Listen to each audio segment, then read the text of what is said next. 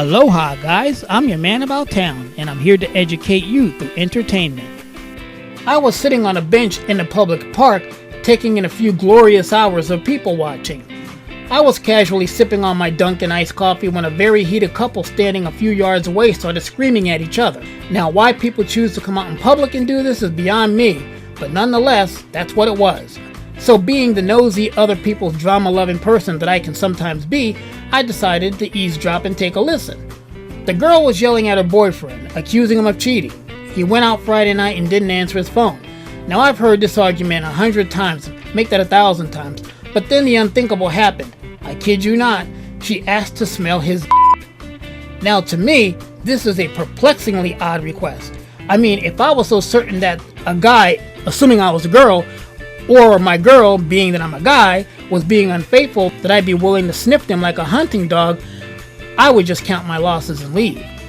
As someone who needs to stay on the forefront of dating and relationship trends, I started to do some research, and to my shock and amazement, I discovered that this is actually not an uncommon request.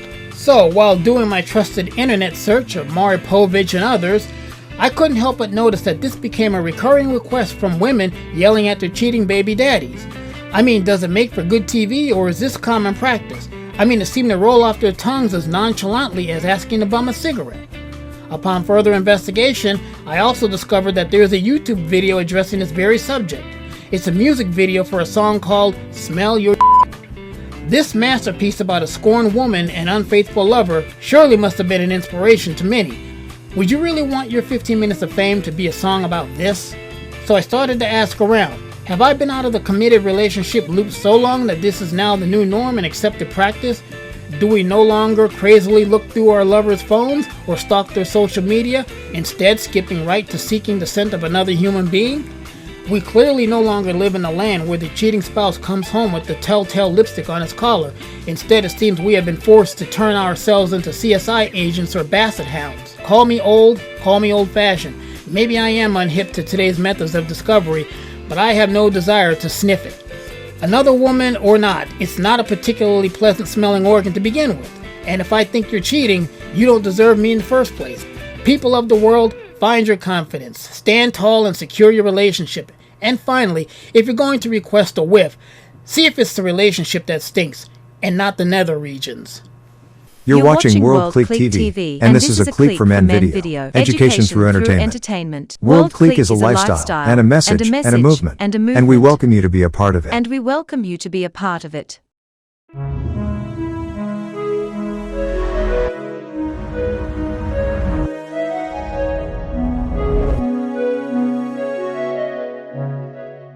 Okay, I admit it.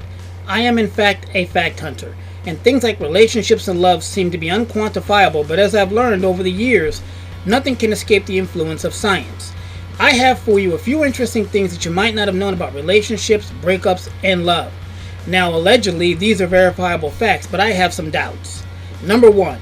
Research overwhelmingly indicates that men consume more sexually explicit material than women and are generally exposed to such materials at an earlier age. As far as being exposed to it at an earlier age are concerned, that could be a thing, but with the internet, let's face it, we're all equal. Another thing they don't talk about is the fact that in many cases, women enjoy porn just as much as men do, and don't let anyone tell you differently. That same so-called study makes it clear that women are classified as porno opponents. I think not. While men are classified as porno enthusiasts. Now that I do agree with. Haha. Meaning men tend to use porn more often and generally do not see it as a moral dilemma. Okay, I'll give you that. And then he posted a bunch of naked pics of me online, and that was the last straw. Oh my God. That's disgusting. I know. Naked pics online? Where? Where did he post those? I don't know, one of those disgusting ex-girlfriend porno sites. Oh, those disgusting ex-girlfriend porno sites. I mean, there's so many of them, though. Which one? Okay. Number 2. In Mauritania, located in West Africa, women eat more than 16,000 calories a day. That's 16,000 calories a day. At a glance, this might seem irrelevant, but it illustrates how body image is, in part, culturally defined. I definitely agree with that. It's something to keep in mind when you're fussing over losing weight to look better, means they're trying to fit into your summer swimsuit. I guess it applies to girls more than it does to men. Men tend to be a lot more content with their weight, even when they're a little bit soggy around the midsection. Excuse me, miss. honest opinion. Sure. Do I look fat in this? No, Twiggy. I look fat in this. You look ugly in that. In Africa, a woman's body size is a reflection of her social status. I want to live where they like the fat girls. You are my African queen, the girl of my dreams. On a scale from 1 to 10, you are the perfect 20. You need a green card or something? From Fox Searchlight Pictures, Fat Girls. Number 3. Long-distance relationships can lead to couples becoming closer and developing stronger bonds than normal relationships. Now that I wholeheartedly disagree with, but let's see what they say. One reason for this is the spread of mobile media technologies. Email, texting, social media, Facebook, Twitter, and Skype make communicating easier for long-distance couples. Yeah, it makes communicating easier, but as far as becoming closer, I don't think so. We all know that women are prolific cheaters, but then again, I guess so are men. These findings are significant because they contradict commonly held belief that long-distance relationships don't work. Yeah, well, like I said, I disagree with that. Number 4, the majority of breakups are not mutual. Almost half of the people in this study admitted to missing their partner, still loving their partner, and feeling that they could not be without their partner. Now, where did you hear that before? Almost half the 2011 study's participants admitted to missing their partner, still loving their partner, and feeling that they could not be without their partner. We interrupt this program for an important news announcement. There's been a lot of talk about clubs, all kinds of clubs, and it seems like everybody's got an opinion about them. And while I take every content creator at their word, the challenge for me has always been that it's all just talk. Nobody's coming with any receipts. I spent years in the clubs, both as a customer and as a worker, and I also have a lot of stories to tell. But unlike the many fake alpha males and self-proclaimed experts, I have the pictures and the videos to prove it. I've written a book and I'm giving it to you free. It's a fun and easy read and it shows you what the clubs are really like. The parts that you see as the general public, but most of all, the parts that you don't see. I share with you the relationships, the situationships, the hookups, and the personal experiences that went along with being in the clubs from both sides of the velvet ropes.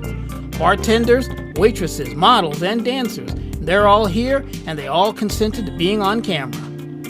And as an added bonus, I've highlighted for you the most important lessons to take away from each of my experiences so you'll always have a fun guide for research and reference. The contents of this book is completely uncensored and is way too spicy for social media, so I'm giving it to you as a free download. Just go to my Patreon page and start your free trial. The link is in the description box and in the pinned comment. Once you've activated your free trial, you'll get a welcome note from me that looks something like this. Just click the download link and your free ebook is yours to keep forever. It's that easy. There's never been a truly uncensored look at the modern day club scene. Playboy couldn't do it in the 90s, HBO couldn't do it in the 2000s. This is a one-of-a-kind documentary and I'm sharing it with you, so download your free copy right now.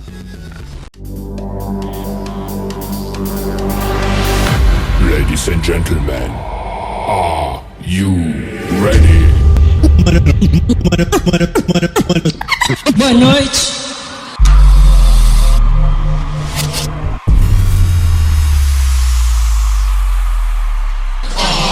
Well, Kraken, what is it?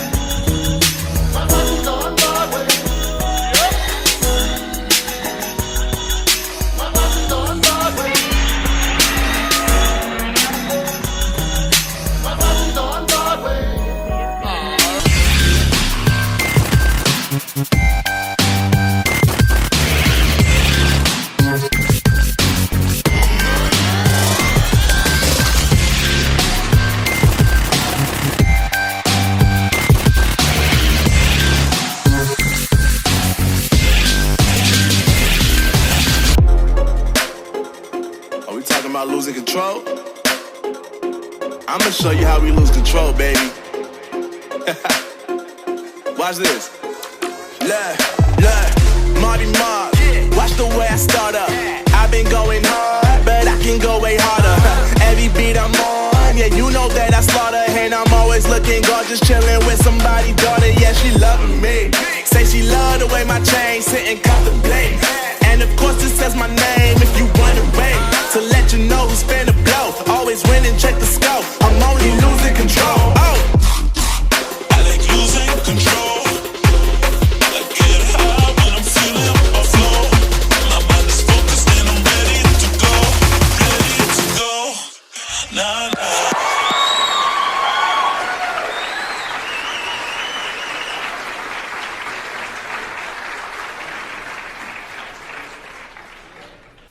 Let me tell you, I've encountered my share of douchettes over the years.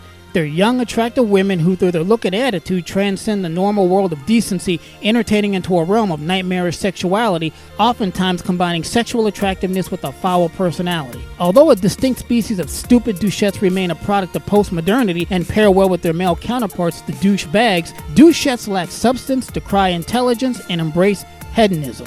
Usually they're aspiring models and or actresses. Douchettes display a false confidence, attracting impressionable, horny men in by the thousands and can be found in their natural habitat, the nightclub. Surveyed through a douchette Facebook profile, for instance, and you will see photograph after photograph of drunken party pictures and poolside bikini shots complimented with compliments like hot, I want you, and beautiful from the lonesome deprived men who have nothing better to do with their lives. Fake breasts and fake tans are two outward signs that you may be in the presence of a type 1 douchette. Worse off, douchettes seem to live in a Hollywood-esque fantasy world exploiting man's primitive biological urge, sex, to bankroll their whole hedonistic lifestyle. Professional moochers, these women will stop at nothing to get what they want, which is usually an expensive dinner and wardrobe that would make Imelda Marcos envious. Excessive materialism then helps to define the modern-day douchette. Moreover, douchettes remain intolerant of anything intellectual, much like their douchebag counterparts, and take on some of the existential qualities of their aforementioned male counterparts. Some will join the fandom of professional sports, while others keep it strictly feminine, spending countless hours staring at themselves in front of a mirror, locked in a narcissistic gaze, sculpting themselves into a hypersexual Barbie doll. Because sex sells, these women stick to what they know best and will never deviate from it.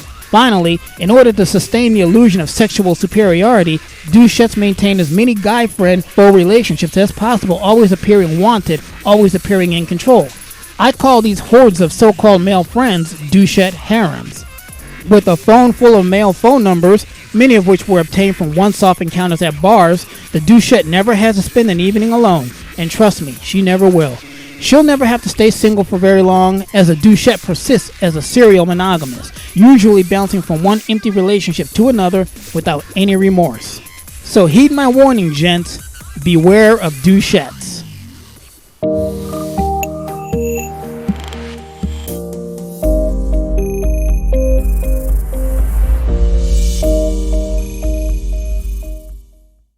Like the ancient Greek myth of Sisyphus, couples that constantly renew pushing their relationship rock up a hill only to let it roll up and down again are doing themselves a disservice, in my opinion, and just ought to end it. Where did you hear that before? Finally, as the science suggests, if you're the person to end the relationship the first time, odds are that you will be the person to end it again and again and again and again and again. Where did you hear that before? Number 5. Rather than being full of sugar and spice and all things nice, as the old saying goes, it seems women, at least when competing against same-sex peers for the attention of a mate, use a variety of strategies, including gossiping and spreading rumors, using the silent treatment, socially isolating the rival, and degrading the competitor's appearance. Surprise? Yeah, right. You shouldn't be. Violence, though employed by men, I'd like to know where you can prove that, is rarely used as a strategy by females to fend off would-be competitors. There are good evolutionary reasons for this, as research has shown. Physical aggression by female runs the risk of injury or death, which, if you're a woman who wants to have a child, is not a good reproductive strategy. And those are the 5 so-called facts of love. Do you agree or do you disagree?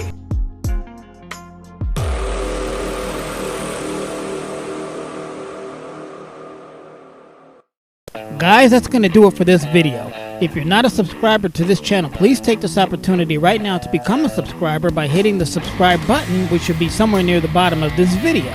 And if you made it to the end of this video, then you are certified as awesome in my book.